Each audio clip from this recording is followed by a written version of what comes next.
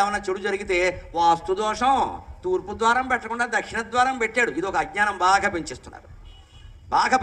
వాస్తు పేరు మీద దోపిడీ జరిగిపోతుంది. దయచేసి ఆలోచన చేయండి, ఈ పిచ్చి మోసాల్లో పలకండమ్మా. వాస్తు గొప్ప తత్వశాస్త్రం. ఈశాన్యమే బరువులు పెట్టద్దు అంటారు, మీరు గమనించండి. ఈశాన్యంలో ఏం బరువులు పెట్టద్దు. ఎందుకు పెట్టద్దండి? ఈశాన్యంలో ఈ మైకి తీసుకెళ్ళి పెట్టండి, ఏమైనా జరుగుతుందేమో. ఈశాన్యంలో ఈ సింహాసనం ఏంటి, ఏమైనా జరుగుతుందేమో. సవాల్ చేసి చెబుతున్నా, ఏం జరగదండి.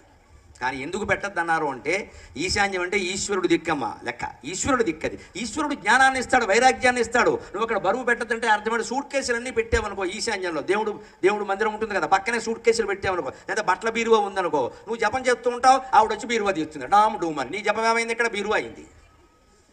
ధాన్యం బస్తాలు పెట్టావనుకో, ఎలకలు వచ్చి పరపర కొరుకుతుంది, నీ జపం ఏమైంది? పరపర అయింది.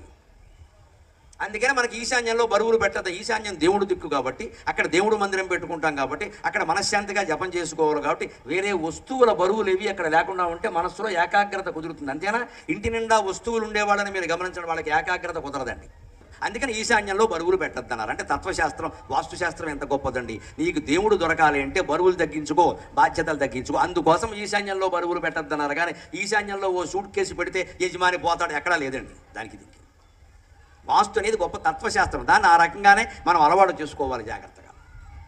అందుకని ఇక్కడ చెబుతున్నారు, ఎవరైనా సరే ఎటువంటి వాళ్ళైనా అద్భుతమైన ప్రగతి సాధించాలి అంటే జపం చెయ్యాలి. మొహమాటం లేకుండా చెబుతున్నా. జపానికి కులం లేదు, మతం లేదు, స్త్రీ పురుష భేదం లేదు. దయచేసి గ్రహించండి. మేము చేయొచ్చా చేయకూడదా అని ఎవరు అడగండి. అందరూ చేయొచ్చు. ఎలా చేయొచ్చు అంటే మనస్సులో చెయ్యాలి, పైకి మాట్లాడకూడదు. జపమాల తిప్పడం కాదు, దాని నిబంధనలు వేరుగా ఉంటాయి. పైకి మాట్లాడద్దు. అలాగే ఇంకో రకం జపం ఉంది, ఉపాంశు జపం అంటారు. ఉపాంశు అంటే పైకి ఎవరికి వినపడదు, కానీ మనమే లోపల